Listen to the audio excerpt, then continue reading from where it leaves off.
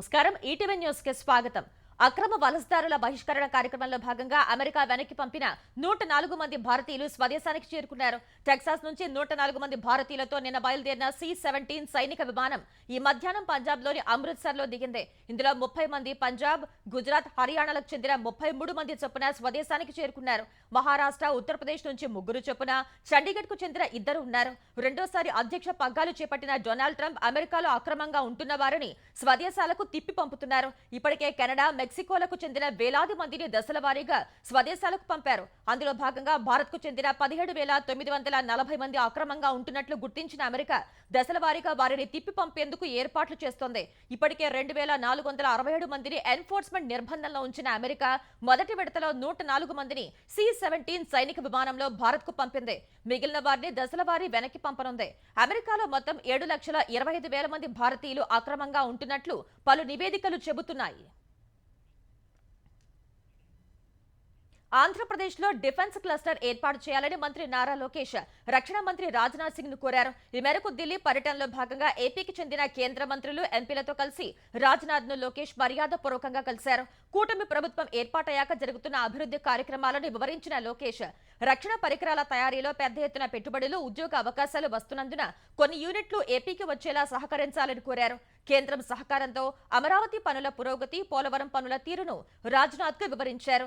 AP అభివృద్ధికి తమ వంతు సహాయ సహకారాలు అందిస్తామని లోకేష్ కు రాజ్నాథ్ హామీ ఇచ్చారు. కేంద్ర విద్యాశాఖ మంత్రి ధర్మేంద్ర ప్రధాన్ తోనూ సమావేశమైన లోకేష్ ఏపీలో ఎడ్యుకేషన్ మినిస్టర్స్ కాంక్లేవ్ కు అవకాశం కల్పించాలని కోరారు. పీఎం శ్రీ పథకంలో మరో 1514 పాఠశాలలకు అవకాశం ఇవ్వాలని విజ్ఞప్తి చేశారు. పూర్వోదయ పథకం కింద 5,684 కోట్లు మంజూరు చేయాలని విన్నవించారు. మాజీ ప్రధాని దేవేగౌడ, ఉక్కు శాఖ మంత్రి కుమారస్వామిని కూడా లోకేష్ కలిశారు. ఉదయం Google cloud MD Bikram Singh, country director Ashish తో సమావేశమైన లోకేష్ విశాఖలో గూగుల్ క్లౌడ్ ఏర్పాటు చేసే డేటా సిటీపై చర్చించారు. డేటా సిటీ ఏర్పాటును వేగవంతం చేస్తే విశాఖలో ఐటీ ముఖ చిత్రం మారుతుందని లోకేష్ ఆశాభావం వ్యక్తం చేశారు. జాతీయ గ్రామీణ జీవనోపాధి మిషన్ ద్వారా సుమారు 1000 కోట్ల రూపాయల నిధుల్ని గ్రామాల్లో వినియోగించేలా కార్యాచరణ చేపడుతున్నామని ఏపీ సెర్ప్, ఎంఎస్ఎంఈ శాఖ మంత్రి కొండపల్లి శ్రీనివాస్ తెలిపారు.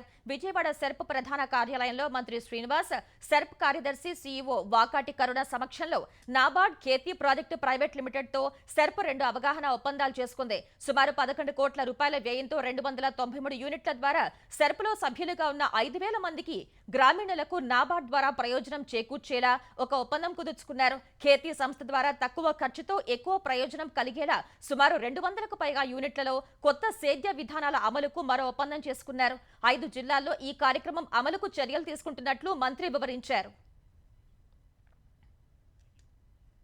గణతంత్ర దినోత్సవం రోజున రైతు భరోసా పథకాన్ని ప్రారంభించిన కాంగ్రెస్ సర్కార్ ఈ పథకం కింద రైతులకు ఇచ్చే పంట పెట్టుబడి సాయాన్ని ఇవాళ్టి నుంచి జమ చేయనుంది. తొలి రోజున ఎకరం వరకు సాగులో ఉన్న భూములకు పెట్టుబడి సాయాన్ని అందించనుంది. మొత్తం 17.03 లక్షల రైతుల ఖాతాల్లో ఇవాళ నగదు జమ చేయనున్నారు. ముఖ్యమంత్రి రేవంత్ రెడ్డి ఆదేశాలతో ఇవాళ్టి నుంచి రైతు భరోసా నిధులు జమ చేస్తున్నట్లు వ్యవసాయ శాఖ మంత్రి తుమ్మల నాగేశ్వరరావు వెల్లడించారు. జనవరి 26న 32 జిల్లాల్లోని 563 గ్రామాల్లో 4,41,911 మంది రైతులకు చెందిన 9,48,333 ఎకరాలకు 6,000 రూపాయల చొప్పున 569 కోట్ల రూపాయల పెట్టుబడి సాయం బ్యాంకుల్లో వేశారు.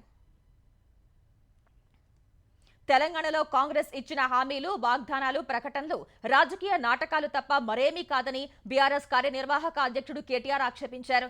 ఈ మేరకు ఓ ప్రకటన విడుదల చేసిన కేటీఆర్ నిన్నటి అసెంబ్లీ సమావేశం ప్రజలకు 2 అంశాలపై స్పష్టతనిచ్చినట్లు చెప్పారు.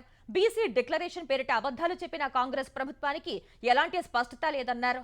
వాస్తవ వివరాలపైనే స్పష్టత లేని ప్రభుత్వం 42% బీసీ రిజర్వేషన్లు ఎలా అమలు చేస్తుందని ప్రశ్నించారు. ఈ వైఖరితోనే రిజర్వేషన్లు అమలు చేయాలన్న ఉద్దేశం ప్రభుత్వానికి లేదని అర్థమవుతోందని కేటీఆర్ ఆక్షేపించారు. పూర్తిగా యూటర్న్ తీసుకుని కేంద్రంపై నెపనెడుతున్న కాంగ్రెస్ ప్రభుత్వం ఎంత నిబద్ధతతో ఉందో తెలుపుతోందని కేటీఆర్ వ్యాఖ్యానించారు. లోక్సభలో ప్రతిపక్ష నేత రాహుల్ గాంధీ తన పేరును ఎన్నికల గాంధీగా మార్చుకోవాలని కేటీఆర్ సూచించారు. ఎస్సీ వర్గీకరణ విషయంలో కాంగ్రెస్ ప్రభుత్వం మాల సామాజిక వర్గానికి ద్రోహం చేసిందని తెలంగాణ మాల విద్యార్థి జేఏసీ నేతలు ఆరోపించారు. ఉస్మానియా యూనివర్సిటీలోని ఆర్ట్స్ కళాశాల వద్ద ఆందోళన చేసిన వారు ఫిబ్రవరి 4ను మాలలు అందరికీ బ్లాక్ డేగా ప్రకటిస్తున్నామని తెలిపారు. సీఎం రేవంత్ రెడ్డి, ఉప ముఖ్యమంత్రి భట్టి విక్రమార్క తడిగుడ్డతో మాలల గొంతు కోశారని మండిపడ్డారు. అసెంబ్లీలో హౌస్ కమిటీ వేయకుండా మాల మాదిగ ప్రతినిధుల్ని సంప్రదించకుండా వర్గీకరణ చేయటం సరికాదన్నారు. ఎస్సీల మధ్య చిచ్చు పెట్టి విభజించేందుకే బీజేపీ, కాంగ్రెస్ వర్గీకరణను తెరపైకి తీసుకువచ్చిందని మాల సంఘాల ఐకాస చైర్మన్ చెన్నయ్య విమర్శించారు. వర్గీకరణను దేశవ్యాప్తంగా చేస్తే స్వాగతిస్తామన్న ఆయన తెలంగాణలో ఏకపక్షంగా నిర్ణయం తీసుకుని అమలు చేస్తే వ్యతిరేకిస్తామన్నారు. హైకోర్టును ఆశ్రయించి వర్గీకరణను అడ్డుకుంటామని హెచ్చరించారు. కాంగ్రెస్ ప్రభుత్వం తీసుకువచ్చిన ఎస్సీ వర్గీకరణ అశాస్త్రీయంగా ఉందని ఎంఆర్పీఎస్ వ్యవస్థాపక అధ్యక్షుడు మంద కృష్ణమాదిగ ఆరోపించారు. 15 లక్షల జనాభా ఉన్న మాలలకు 5% రిజర్వేషన్లు కల్పించి 11% ఇవ్వాల్సిన మాదిగలకు 9%కే కుదించారని మండిపడ్డారు. కాంగ్రెస్ ప్రభుత్వం తక్షణమే ఈ లోపాలను సరిచూసుకోవాలని కోరారు. ఎస్సీ వర్గీకరణ అంశంలో జనాభాను చూస్తున్నారో వెనుకబాటును చూస్తున్నారో స్పష్టం చేయాలన్నారు. మాదిగలకు దక్కాల్సిన వాటాను రాబట్టడంలో మంత్రి దామోదర రాజనరసింహ విఫలమయ్యారని, ఆయన్ను మంత్రివర్గ విస్తరణలో తప్పించి 2 మాదిగలకు పదవులు ఇవ్వాలని అన్నారు. ఈ నెల 7న చేపట్టాల్సిన లక్ష డప్పులు వేలగొంతుల కార్యక్రమాన్ని వాయిదా వేస్తున్నట్లు కృష్ణమాదిగ వివరించారు. దేశంలోని ఏ రాష్ట్రంలో కూడా స్వాతంత్ర్యం తర్వాత ఇంత శాస్త్రీయంగా, లాజికల్ గా కులగణన జరగలేదని తెలంగాణ పౌర సరఫరాల శాఖ మంత్రి ఉత్తమ్ కుమార్ రెడ్డి అన్నారు. సర్వేపై ప్రజలకు అపోహలు అవసరం లేదన్న ఆయన కొందరు వ్యక్తం చేస్తున్న అపోహల్ని పట్టించుకోవద్దని తెలిపారు. వ్యక్తిగత వివరాలు కాకుండా రేపు ఎల్లుండిలోగా కులాలు, ఉపకులాల వారి వివరాలను జిల్లాల వారీగా ప్రజలకు అందుబాటులో పెడతామని వెల్లడించారు. అసెంబ్లీ కమిటీ హాల్ 2లో మీడియా ప్రతినిధులతో ఇష్టాగోష్ఠిగా మాట్లాడిన ఉత్తమ్ ఎస్సీ వర్గీకరణ కూడా 2011 జనాభా లెక్కల ఆధారంగా చేసుకుని నిర్వహించిందేనని తెలిపారు. సర్వేపై అపోహలు, అనుమానాలు ఉన్న కుల సంఘాల నేతలను పిలిచి చర్చించి నివృత్తి చేస్తామని పేర్కొన్నారు. కులగణన సర్వే నివేదికను సంక్షేమ పథకాల రూపకల్పన కోసం ఉపయోగిస్తామని ఉత్తమ్ కుమార్ రెడ్డి వివరించారు. ముఖ్యమంత్రి రేవంత్ రెడ్డి రేపు కాంగ్రెస్ ఎమ్మెల్యేలతో సమావేశం కానున్నారు. హైదరాబాద్ మర్రి చెన్నారెడ్డి మానవ వనరుల అభివృద్ధి సంస్థలో మధ్యాహ్నం 3 గంటల నుంచి రాత్రి 7 గంటల వరకు ఎమ్మెల్యేలతో ముఖాముఖి నిర్వహిస్తారు. ఈ కార్యక్రమంలో AICC incharge Deepa Das Munshi, TPCC అధ్యక్షుడు మహేష్ కుమార్ గౌడ్, ఉప ముఖ్యమంత్రి భట్టి విక్రమార్క పాల్గొనున్నారు. స్థానిక సంస్థల ఎన్నికలు, పార్టీ సంస్థాగత నిర్మాణం తదితర అంశాలపై సమావేశంలో చర్చిస్తారు. తొలి గంట ఆదిలాబాద్, నిజామాబాద్, ఖమ్మం జిల్లాల ఎమ్మెల్యేలతో సమావేశం కానున్న సీఎం బృందం 2వ గంటలో కరీంనగర్, వరంగల్ ఎమ్మెల్యేలతో చర్చిస్తారు. తర్వాత నల్గొండ, హైదరాబాద్, మెదక్ జిల్లాల ఎమ్మెల్యేలతో సమావేశం కానున్న సీఎం చివరి గంటలో రంగారెడ్డి, మహబూబ్ నగర్ జిల్లాల శాసనసభ్యులతో భేటీ అవుతారు. అండర్-19 ప్రపంచ కప్ లో అద్భుతంగా రాణించిన క్రికెటర్ గొంగడి త్రిషకు ముఖ్యమంత్రి రేవంత్ రెడ్డి ₹1 కోటి నజరానా ప్రకటించారు. ప్రపంచ కప్ లో రాణించిన త్రిషను అభినందించిన రేవంత్ రెడ్డి భవిష్యత్తులో దేశం తరపున మరింత రాణించాలని ఆకాంక్షించారు. అండర్-19 ప్రపంచ కప్ భారత జట్టులో ఉన్న తెలంగాణ క్రీడాకారిణి ధృతి కేసరికి ₹10 లక్షల నజరానా ప్రకటించారు. Team head coach Naushin, trainer శాలినికి 10 లక్షల చొప్పున ఇవ్వనున్నట్లు సీఎం తెలిపారు. హైదరాబాద్ ఎల్బీనగర్లోని ఓ హోటల్ సెల్లార్లో తవ్వకాలు చేస్తుండగా గోడ కూలి 3 కూలీలు మృతి చెందారు. ఈ ఘటనలో మరొకరు తీవ్రంగా గాయపడ్డారు. ఈ ఉదయం హోటల్ సెల్లార్లో సుమారు 10 మంది కార్మికులు తవ్వకాలు చేపట్టగా మట్టి పెళ్లలు కూలి ప్రమాదం జరిగినట్లు తెలుస్తోంది. ప్రమాద సమాచారం తెలుసుకున్న పోలీసులు, డీఆర్ఎఫ్ సిబ్బంది ఘటనా స్థలానికి చేరుకుని సహాయ చర్యలు చేపట్టారు. శిథిలాల్లో చిక్కుకున్న వారిని వెలికి తీశారు. క్షతగాత్రులని చికిత్స కోసం కామినేని ఆసుపత్రికి తరలించారు. ఈ ఘటనలో చనిపోయిన వారిని ఖమ్మం జిల్లా సీతారామాపురం తడ్డావాసులుగా ప్రాథమికంగా గుర్తించారు. ఈ ప్రమాదంపై హోటల్ సిబ్బంది నుంచి పోలీసులు వివరాలు సేకరిస్తున్నారు. వైఎస్ వివేకా కేసులో అప్రూవర్ దస్తగిరి ఫిర్యాదు మేరకు 4గురిపై పులివెందుల పోలీసులు కేసు నమోదు చేశారు. 2023లో దస్తగిరిని ఇబ్బంది పెట్టిన వివేకా హత్య కేసు నిందితుడు దేవిరెడ్డి శివశంకర్ రెడ్డి కుమారుడు చైతన్యరెడ్డి, గతంలో జమలమడుగు డీఎస్పీగా పనిచేసిన నాగరాజు, ఎర్రగుంట్ల సీఐగా పనిచేసిన ఈశ్వరయ్య, కడప జైల్ సూపరింటెండెంట్ గా పనిచేసిన ప్రకాష్ పై కేసు నమోదైంది. 2023 అక్టోబర్ నుంచి 2024 ఫిబ్రవరి వరకు కడప జైల్లో రిమాండ్ ఖైదీగా ఉన్న దస్తగిరి తనను అరెస్ట్ చేసినప్పుడు వివేకా కేసులో వైసీపీ నేతలకు మద్దతుగా మాట్లాడాలని డీఎస్పీ నాగరాజు, సీఐ ఈశ్వరయ్య బెదిరించినట్లు పోలీసులకు ఫిర్యాదు చేశారు.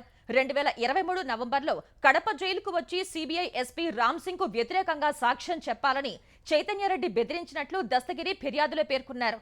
రామ్ సింగ్ కు వ్యతిరేకంగా మాట్లాడితే 20 కోట్లు ఇస్తానని చైతన్యరెడ్డి చెప్పినట్లు దస్తగిరి తెలిపారు.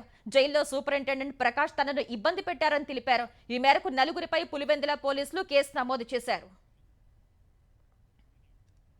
ఆంధ్రప్రదేశ్లోని కాల్వలపై సౌరశక్తి సాయంతో సింగిల్ మెగావాట్ విద్యుత్ ఉత్పత్తిని తిరిగి ప్రారంభించనున్నట్లు ఏపీ విద్యుత్ శాఖ మంత్రి గొట్టిపాటి రవికుమార్ తెలిపారు. 2015లోనే 5 కోట్ల వ్యయంతో పైలట్ ప్రాజెక్టు కింద కాలువపై సింగిల్ మెగావాట్ ప్లాంట్ ను ఏర్పాటు చేసేందుకు నాటి తెలుగుదేశం ప్రభుత్వం ప్రారంభించింది. తర్వాత జగన్ పాలనలో నిర్వీర్యం చేయడంతో అన్నింటిలో ఉత్పత్తి నిలిచిపోయినట్లు మంత్రి తెలిపారు. భీమవరంలో నిర్వీర్యమైన ఓ ప్లాంట్ ను పరిశీలించిన మంత్రి జగన్ హయాంలో నిలిచిన ప్లాంట్లలో తిరిగి విద్యుత్ ఉత్పత్తి చేసేలా చర్యలు తీసుకోవాలని నెట్ క్యాప్ అధికారులను ఆదేశించారు.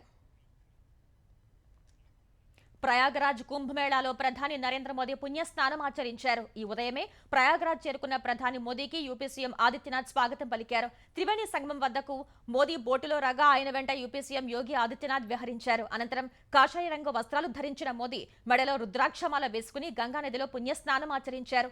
గంగాదేవికి సూర్యనారాయణుడికి స్మరిస్తూ రుద్రాక్షమాలతో జపం చేశారు. తర్వాత బయటకు వచ్చిన మోదీ నదికి పాలు పూలు నీటిని సమర్పించి హారతి ఇచ్చారు. అక్కడి నుంచి ఘాట్ల వద్ద నిల్చున్న యాత్రికులకు అభివాదం చేస్తూ పడవలో బయటకు వచ్చారు. ఒడిశాలో అవినీతి ఆరోపణలు ఎదుర్కొంటున్న ఓ ప్రభుత్వ అధికారి ఇంటిపై దాడి చేసిన అవినీతి నిరోధక విజిలెన్స్ బృందం ₹1.5 నగదు జప్తు చేసింది. ఆదాయానికి మించి ఆస్తులు కూడబెట్టారని ఆరోపణలపై Malkangiri water shed management deputy director Shantanu Mohapatra ఇంటిపై అధికారులు దాడి చేశారు. అక్కడ వారికి భారీగా ₹500 నోట్ల కట్టలు కనిపించాయి. అవి ₹1.5 ఉన్నట్లు అధికారులు లెక్కగట్టారు. ప్రస్తుతం మల్కాన్గిరి, కటక్, భువనేశ్వర్ సహా 7 ప్రదేశాల్లో శాంతనుకు చెందిన ఆస్తులపై విజిలెన్స్ దాడులు చేపట్టింది.